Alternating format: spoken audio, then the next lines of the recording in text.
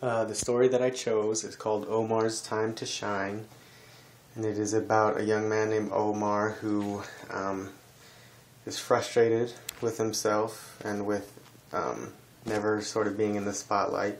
He has a very small part in the school play, and he kind of wishes he was a star. His older brother is sort of the star of everything, and he works in the Valley of the Kings, in the East Valley, with some of the tombs. He's actually a scientist there, and he has been developing a film to put over the glass that preserves the hieroglyphs from any light or damage that might occur to it because of the light. Eventually, after learning how the lighting system works, when Omar is practicing for his final rehearsal before the play, the lights go out, and they only have one little light source. And Omar uses what he learned about the reflections and the optics to, instead of being in the back where no one would see him anyways, he and his friend use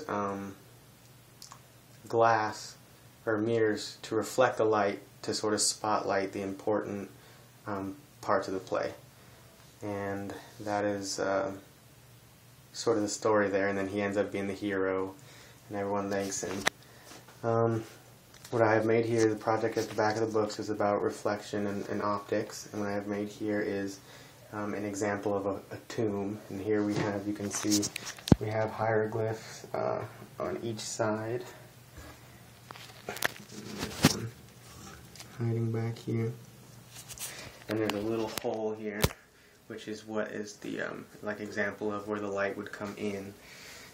And basically what I have done is constructed this so that the light can shine on one of these hieroglyphs, and sort of the light travels in a straight line, but it also, because of the mirrors, it reflects off a little bit here and there, so you can see all of the hieroglyphs.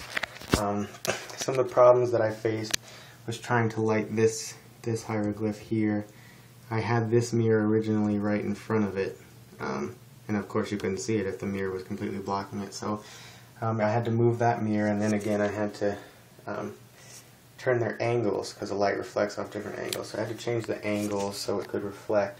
And now I have a pretty good spotlight on this hieroglyph here. If anyone was really to use this, they would have to turn, if they wanted to do detailed drawings of each one, they would have to move the mirrors if they only had access to 2 mirrors. But really that was the only problem that I had building, was finding the right angles, and I just did that through trial and error.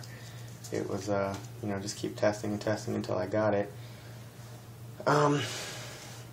This is kind of the same as the story, because here we have I say a dark space and only a single light source, but here, we're lighting up what's important, and this is kind of the same thing that Omar did.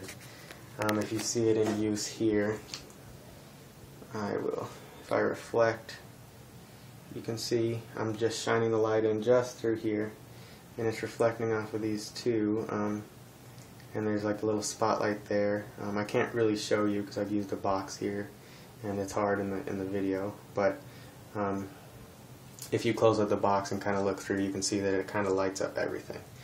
So here we have a functioning model, and it looks pretty cool, I think. I was actually excited to build this one. I use these little compacts. They actually have 2 mirrors in each compact, and I found that the circle mirrors, there's a square mirror and then a circle mirror. I found that the circle mirrors actually reflect the light a little better than the square mirrors. So that's the project, and that's it.